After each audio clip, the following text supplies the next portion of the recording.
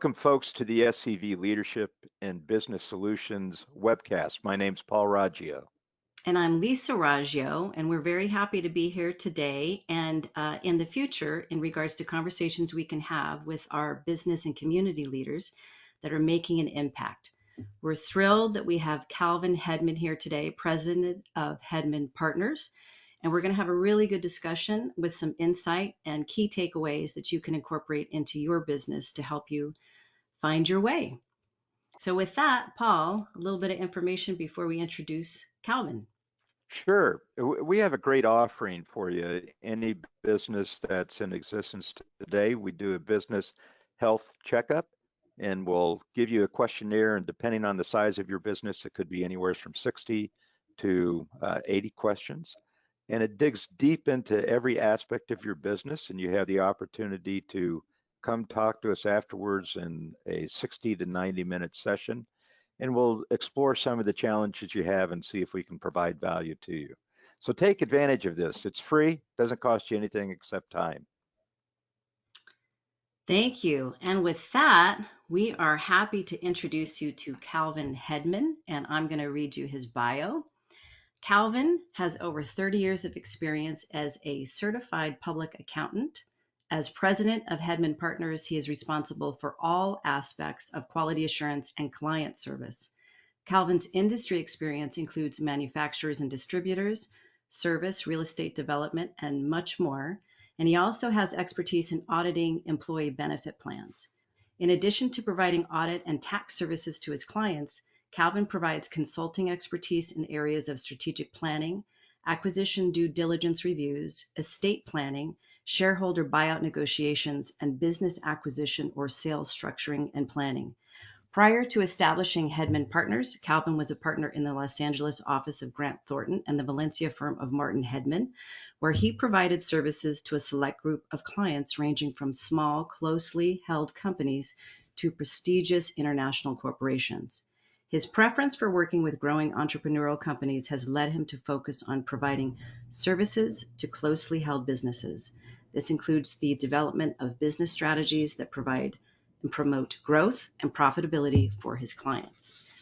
Calvin holds a CPA license in California and Florida, and he is a member of the American Institute of Certified Public Accountants and the California Society of California Public Accountants. Calvin is also a certified mergers and acquisitions advisor through the Alliance of Mergers and Acquisitions Advisors.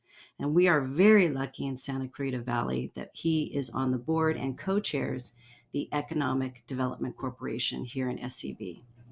With that, we are ready to talk to Calvin and learn from Calvin. Calvin, what we always start our conversations with is why. What led you down the path of being the business owner that you are and inspires you in the work that you do? Well, thanks, Paul and Lisa, for this opportunity. Actually, it kind of described a little bit in my bio there. When I started my career, I was starting a big firm, international firm, and actually stayed there to become a partner. And I realized that wasn't necessarily where I really enjoyed and got the thrill of doing the work, because I really enjoyed working with the middle market businesses, the smaller of the entrepreneurial business, where I could provide some value to them, as opposed to the public companies that I was working on, where you didn't have that close relationship with the owner. So my why is to really help the business owner and to accomplish their goals. And with that, most of the businesses that we work with are entrepreneurial led, or they may be family led. They're not real large companies where they're going to have a full board of directors with all those advisors. They may not even have a full management team.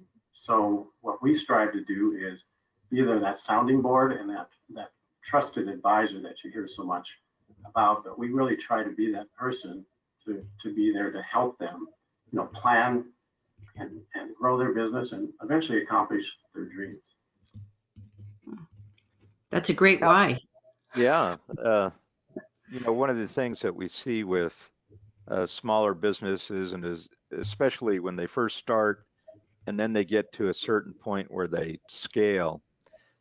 But when you first start a business, we see a lot of times that they undercapitalize their business, and then they just really struggle with that. And then once they scale, they have a difficult time making the leap from the entrepreneurs doing everything into actually starting to hire additional staff or leaders within the business. Can you talk a little bit about that and your experiences and what advice you've been giving businesses in both those type of situations? Yeah, so the clients that we typically work with are companies that are 10 million to 150 million in revenue. So they've been successful to grow to that point, but as you were describing, is they're an entrepreneur, right? They're someone who was a good technician or maybe a good salesperson at another company, and they said, "Hey, I'm going to go out and do this on my own." And so they start this business. I don't know. I'm sure you've read the book, the E Myth. They have that entrepreneurial seizure, and so they go out, they start this business, and it grows, and it grows to a point where they really may not even have any accounting background or a business degree. They've identified an opportunity, so they get to the point where they need to grow, and yes, they need to bring people in. And what the first, even before they get to the point where we typically work with them, is they need to understand that they need to be able to delegate, right? And that delegation is a big hurdle for a lot of entrepreneurs as they grow, because I'm sure you've experienced it. They always think that no one's going to do it as well as they can. Well, they're not, right? They got to understand that as long as they can do it at least 80% as good as you can, then you can work on that 20%, because now they've just freed up 80% of your time. And so it's really starting that business and identifying what it is that is needed for it to be successful. One thing that I'm very big on is reading different books and learning from others. So start with the end in mind. I'm sure you've heard that before. Really laying out the processes that need to be done, and then hiring for that person that can handle those steps that you need, and developing that management team to oversee the operations, to oversee the marketing, HR, the accounting, those various areas, and allow that entrepreneur to focus on what they're really successful at doing.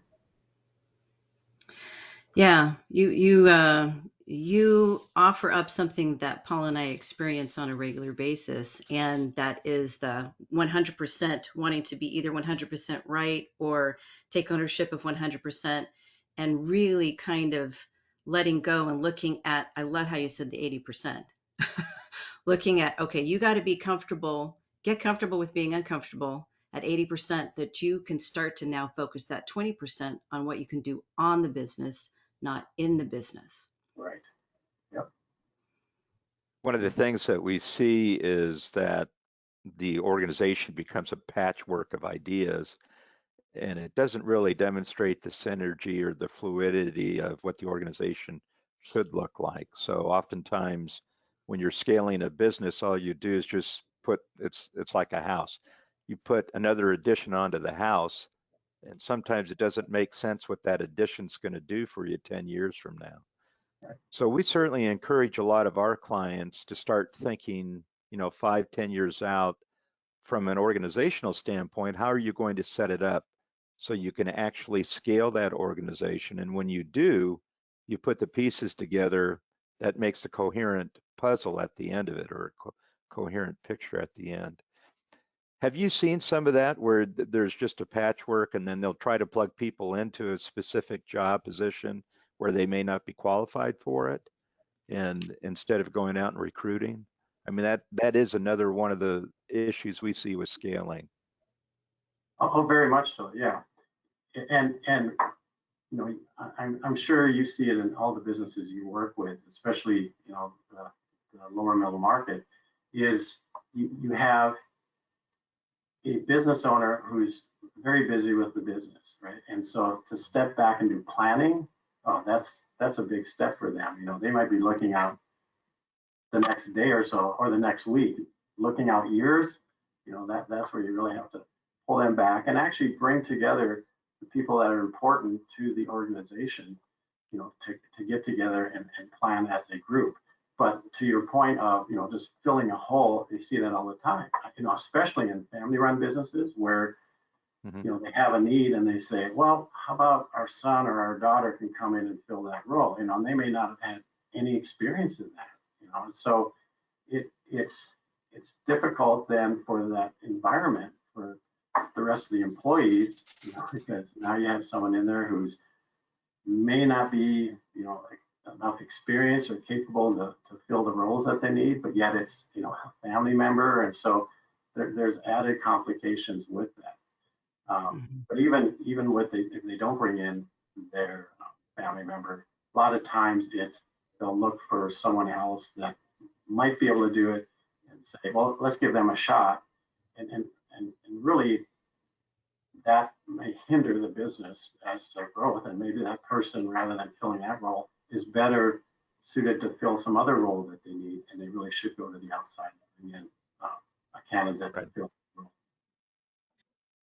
Yeah, Calvin, I think it would be instructional for our listeners to hear from your point of view as a business owner, and having a long and strong history in regards to over 30 years. What have you learned from COVID this last year and a half? How has it forced your organization to evolve, and what's worked for you? What are a few things that have worked for you or learned from this experience? COVID is hopefully a once in a lifetime experience that we'll have. I think early on, when it first happened, everyone was scrambling, right? It's like, are we essential? Are we even going to be in business? What's going to happen? The one thing, the government came through with that PPP money, right? So that people at least felt that there was some support there. Now, there might be some people went a little far with it, but I mean, it really did help businesses realize that, okay, they're here to support us. But there were so many unknowns. And so from our standpoint, we learned very quickly with that is we had to adapt, right? We had to understand what the rules are and then help our clients with respect to that, assist them with the various programs that were ever changing as it went along and still change, and then work with them, because many times they didn't have the resources inside, or because of COVID, not everyone was there, so they were scrambling to cover what they could, and so we stepped in to help with that also. So it's probably the biggest lesson we learned is you got to be very nimble, and you got to be quick to provide that support. Now, for our clients, it's the same type of thing, right? They had to quickly assess, okay, what is going to happen to our business, and how might we adapt for that? And some businesses changed their whole product line. They saw the need, whether it was for protection equipment, that they could help out with that. Some have done very well with respect to that. Others saw that there's further issues just in their normal business. They were essential, they were able to continue, but there's impact, which we're continuing to see even more so now, as I think on that supply chain. That has not been restored, and so we're seeing a lot of our clients getting the material is very difficult. So now they have to be, again, flexible and quick to look at, okay, what are the alternatives here? Where can we get alternative sources for our material? So having that flexibility and being able to swivel as quickly as you can is a primary thing that allowed a lot of our clients and the businesses that we work with to make it through, and some of them have actually done very well because they were quick to adapt and provide what was needed out there in the market. Yeah, that's such an important concept for our audience to pick up on, this whole concept of adapt, to military, adapt, improvise, and overcome is what you end up doing. And we've been, background's good for that. Yeah, we've been coaching clients. We're we went through the brunt of the pandemic. We're now in a transition period. We know that the Delta variant has had a larger impact than what we thought it was going to have. So, we're from a planning standpoint, and this is part of our expertise is strategic thinking and execution planning. We're saying you can really start to look 6 to 12 months out, and we're going to get to a new novel environment. It's not going to be normal. It'll be different than what it was before. We all know that.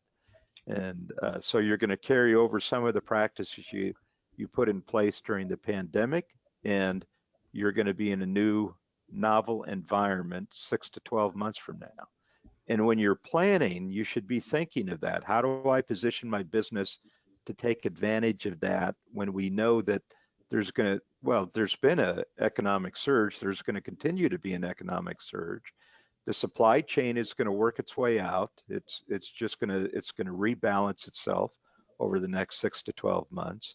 And so there's going to be some real opportunities that businesses will want to take advantage of between now and the start of this new novel environment.